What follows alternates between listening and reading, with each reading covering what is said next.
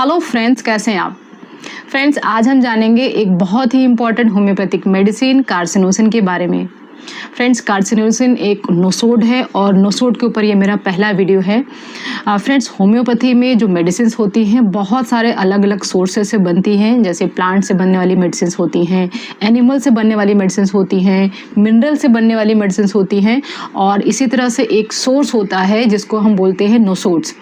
तो नोसोड्स का मतलब होता है कि जब किसी डिजीज्ड पार्ट से, मतलब किसी बीमारी वाले पार्ट से पोटेंटाइज करके मेडिसिन बनाई जाती हैं तो उसको बोलते हैं नोसोड्स। तो जो कार्सिनोसिन का नोसोड है ये बनाया जाता है कैंसरस ब्रेस्ट टिश्यू से। अगर ब्रेस्ट का कार्सिनोमा हुआ है तो उसमें से थोड़ा सा पीस लेकर के उसको पोटेंटाइज करके, बहुत मल्टीपल प्रोसेसेस होते हैं फ्रेंड्स, उसको करने के बाद ये होम्योपैथिक मेडिसिन बनाई जाती है। तो कार्सिनोसिन एक बहुत ही ज़्यादा अच्छी मेडिसिन है। सबसे इम्पॉर्टेंट चीज़ है कि ये बहुत ज़्यादा डीप एक्टिंग मेडिसिन है, एक पॉलीक्रेस्ट मेडिसिन है और कॉन्स्टिट्यूशन मेडिसिन है। 3 इंपॉर्टेंट चीज़ें इसमें होती हैं। तो आज हम पूरी डिटेल में जानेंगे इस मेडिसिन के बारे में। तो फ्रेंड्स, ये वीडियो बहुत ज़्यादा इंपॉर्टेंट है और बहुत ज़्यादा इंटरेस्टिंग भी होने वाला है। तो फ्रेंड्स, चलिए आज का टॉपिक स्टार्ट करते हैं। फ्रेंड्स, बात करेंगे हम कार्सिनोसिन मेडिसिन की।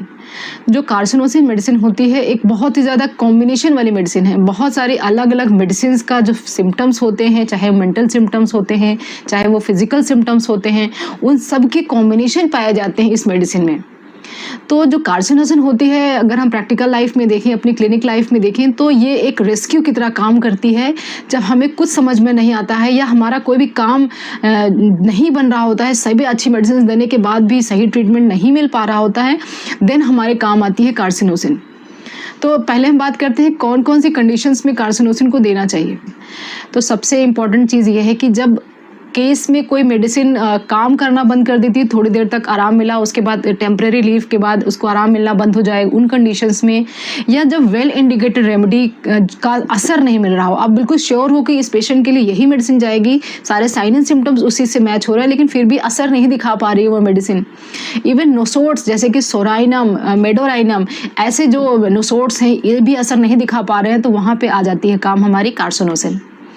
दूसरे सिम्टम की बात करते हैं जहाँ पे हमें रेस्क्यू करती है। तो ये, अगर आपने कोई केस टेकिंग किया, वहाँ पर 2 मेडिसिन इंडिकेटेड हो रही है, आपको समझ में नहीं आ रहा है कि मुझे ये मेडिसिन देनी चाहिए या दूसरी मेडिसिन देनी चाहिए, क्योंकि हाफ सिम्टम्स कवर कर रहे हैं, तो वहाँ पे आप दोनों को छोड़ करके कार्सिनोसिन दे दीजिए।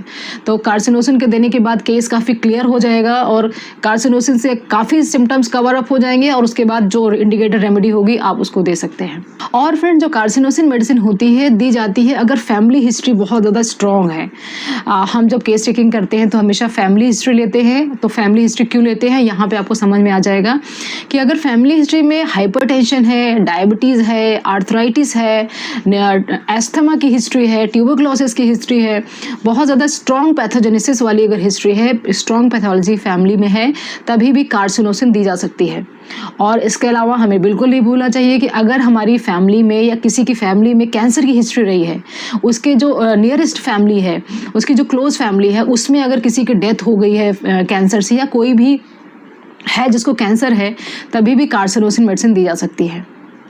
इसके अलावा ये दिया जा सकता है अगर किसी को बचपन में ही बहुत बड़ी बड़ी बीमारियां आ गई हों, छोटेपन में ही, चाहे मीजल्स है, चिकन पॉक्स है, टाइफाइड हो गया हो, या टॉन्सिल्स की बार बार रिपीटेशन हो रही हो उसको बीमारी की, तो अगर बचपन में ही मल्टीपल प्रॉब्लम से वो गुजरा हो और काफ़ी ज़्यादा, जैसे पेशेंट्स आके बोलते हैं कि इसका बचपन में बहुत ज़्यादा बीमार रहता था, ये इतना साल इसका ट्रीटमेंट हुआ, तभी जाके ठीक हुआ, तो उन केसेस में भी बहुत ज़्यादा वेल इंडिकेटेड रेमेडी होती है।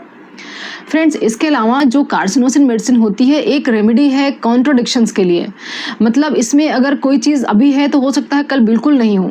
जैसे कि फॉर एग्जांपल कुछ लोग होते हैं जिनको जो आके कहते हैं कि अभी मुझे एग्स बिल्कुल पसंद नहीं है और पहले तो मुझे एग बहुत ज़्यादा पसंद थे, या अब मैं मिल्क को बिल्कुल डाइजेस्ट नहीं कर पाता हूँ, पहले मिल्क बिना पिए मैं रह नहीं पाता था।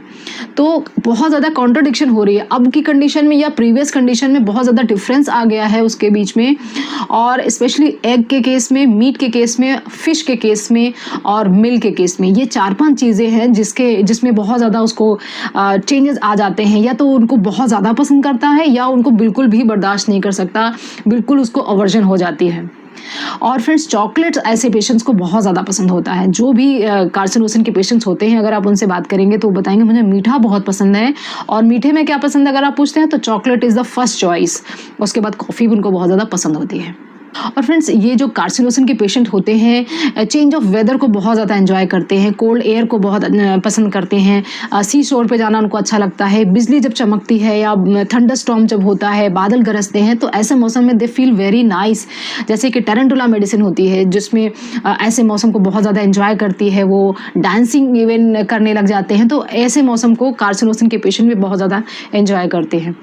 फ्रेंड्स जो कार्सिनोसिन के पेशेंट होते हैं उनका पेट हमेशा कुछ न कुछ परेशानी लेके ही रहता है। या तो उनको कॉन्स्टिपेशन होती है या तो उनको डायरिया होती है। कोई पेशेंट आके बोलेगा कि मुझे हमेशा ही कॉन्स्टिपेशन रहती है, या बोलता है कि हमेशा ही डायरिया बना रहता है। उनका पेट कभी भी नॉर्मल नहीं रहता है। उन केसेस में भी कार्सिनोसिन वेल इंडिकेटेड होती है। और इसके अलावा फ्रेंड्स एक बहुत ही ज़्यादा इंपॉर्टेंट पॉइंट इसका ये होता है कि जो कार्सिनोसिन के पेशेंट्स होते हैं they lie on the knee elbow position. मैं इसकी पिक्चर लगा दूंगी so that you can understand well. और जो लेटते हैं तो वो उनकी नीज, और जैसे छोटे बच्चे अक्सर जब आधी नींद पूरी करने के बाद जब उठने वाले होते हैं तो नी और एल्बो पे लेट जाते हैं। इसी तरह से बड़े लोग भी करते हैं। तो जो कार्सिनोसिन के पेशेंट होते हैं उसमें भी बहुत ज़्यादा इंपॉर्टेंट फीचर होता है। इसके अलावा इंसोम्निया इन किड्स, अगर बच्चों के अंदर नींद नहीं आने की समस्या हो रही है, बच्चे दिन में भी नहीं सो रहे हैं, रात में भी नहीं सो रहे हैं, या रात में 2-2 3-3 बजे तक जग रहे हैं, तो बड़ों में तो insomnia is very much common. But अगर बच्चों में ये प्रॉब्लम आने लगती है तभी भी कार्सिनोसिन दी जा सकती है। फ्रेंड्स अब हम बात करेंगे माइंड सिम्टम्स की। माइंड सिम्टम्स कार्सिनोसिन के बहुत ज़्यादा स्ट्राइकिंग हैं। और अब अगर आप एक पेशेंट से बात कर रहे होंगे कार्सिनोसिन के पेशेंट से, तो बहुत क्लियरली आपको सिम्टम्स इजीली मिल जाते हैं। तो इसमें सबसे इंपॉर्टेंट चीज़ ये होती है कि जब पेशेंट अपनी डिफीट को यानी फेलियर को बर्दाश्त नहीं कर पाता है, बहुत बड़े बड़े इन्वेस्टमेंट अगर कर दिया उसने, उसके बाद उसको फेलियर मिल रहा है और उसमें वो बहुत ज़्यादा डिप्रेशन में चला जाता है, उसको एक्सेप्ट नहीं कर पाता है, and he gets into suicidal thoughts, तब बहुत ज़्यादा इंपॉर्टेंट रेमेडी हो जाती है। स्पेशली अगर फैमिली में भी कैंसर की हिस्ट्री है तब ये सबसे इंपॉर्टेंट मेडिसिन होती है। फ्रेंड्स इसमें बहुत ज़्यादा सुसाइडल थॉट्स होते हैं। पहला चीज़ तो इसमें फियर होता है बहुत ज़्यादा। दूसरा इंपॉर्टेंट चीज़ है कि इसमें अनहैप्पी लाइफ होती है। अनहैप्पी लाइफ, बहुत पुरानी लाइफ से वो एक अनहैप्पी लाइफ जी रहा है लेकिन उससे निकल नहीं सकता है क्योंकि उसको कोई और ऑप्शन नहीं मिलता है। फॉर एग्जाम्पल कोई वाइफ है, अपने हस्बैंड की हर बात को बर्दाश्त करती है, वो निकल नहीं सकती क्योंकि वो मैरिज उसको तोड़ना नहीं चाहती है।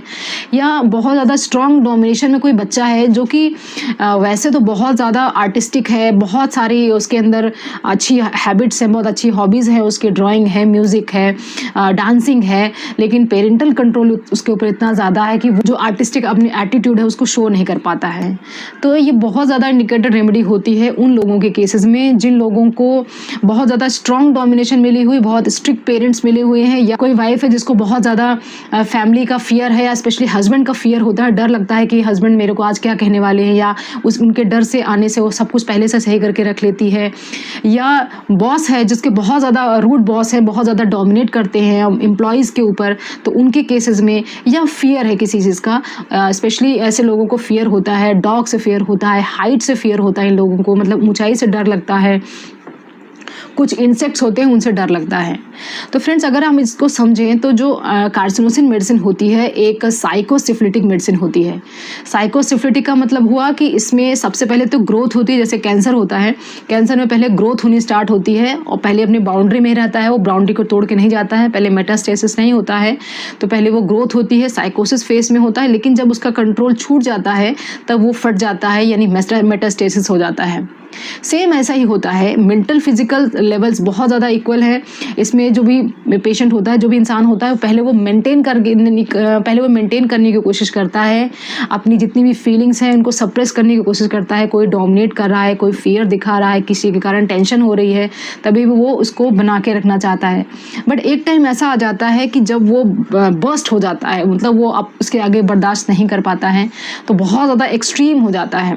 फ्रेंड जैसे एक कैंसर का जो ट्रीटमेंट का कोई डॉक्टर कर रहा है तो सबसे पहले ट्राई करेगा कि उसको ठीक करे, लेकिन फिर भी उसके मन में एक होप ही रहती है, वो श्योर नहीं होता है कि इसको ठीक कर पाएगा।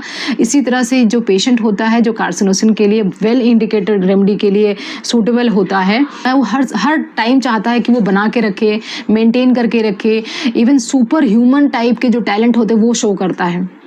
और इसके बावजूद जब चीज़ें नहीं सेटल हो पाती हैं तो वही डिप्रेशन आ जाता है, सुसाइडल थॉट्स आ जाते हैं, इवन कुछ लोग सुसाइड अटेम्प्ट भी करते हैं।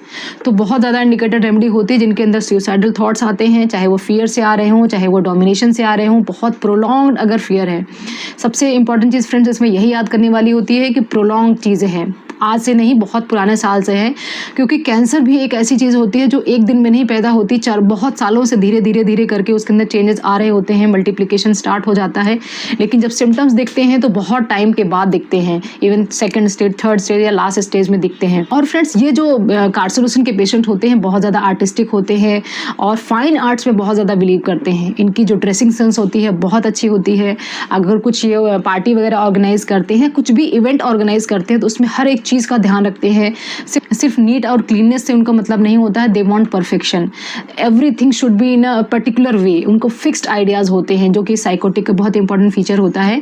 उनके आइडियाज़ फिक्स होते हैं कि अगर ऐसी लाइट्स हैं तो इस जगह पे ऐसे कर्टन्स लगने चाहिए, ऐसे स्टेयर्स के साथ ऐसे कारपेट आनी चाहिए। तो they have a very good taste भी अच्छा होता है उनका, और उनकी जो अपनी ड्रेसिंग सेंस होती है वो भी बहुत अच्छी होती है। और ये फ्रेंड्स बहुत ज़्यादा ये टची लोग होते हैं, बहुत जल्दी लोगों को रोना भी आता है, बहुत ज़्यादा टची लोग होते हैं, बहुत ज़्यादा सिंपथी रखते हैं दूसरे लोगों से। जैसे कि फॉस्फोरस की वीडियो में मैंने बताया था कि बहुत ज़्यादा सिंपथेटिक होते हैं दूसरे लोगों के लिए। और एक बात बहुत इंपॉर्टेंट इसमें ये होती है कि ये लोग बहुत ज़्यादा ऑफेंडेड फील करते हैं, हर छोटी सी छोटी बात इनको बुरी लग जाती है। जैसे एक निशा पेशेंट में होता है, हर बात इनको बुरी लग सकती है। अगर पेरेंट्स ने बच्चे को डांट दिया तो बच्चा मेंटली या फिजिकली उस बात को शो ज़रूर करता है, या उसके अंदर कई बार ऐसे ट्विचिंग सी होने लगती है, या बहुत ज़्यादा मेंटली लो हो जाता है, स्लो हो जाता है।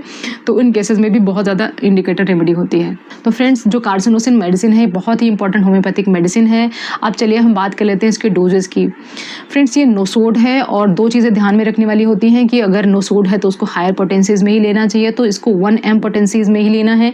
चाहे आप बच्चे के लिए ले रहे हो, चाहे वो फीमेल्स के लिए ले रहे हो, चाहे मेल्स के लिए ले रहे हो, सबको सिर्फ 1 mg पोटेंसी में ही लेना है, इसकी और कोई पोटेंसी नहीं लेनी है।